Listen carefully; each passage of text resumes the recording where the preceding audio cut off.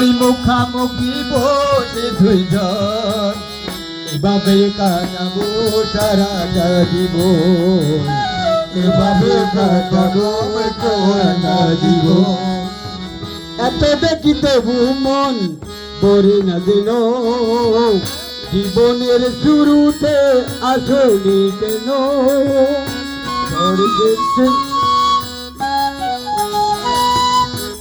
নামে সংকীর্তন করিব যতন, কৃষকের চরণ তলে করি বন্দনা।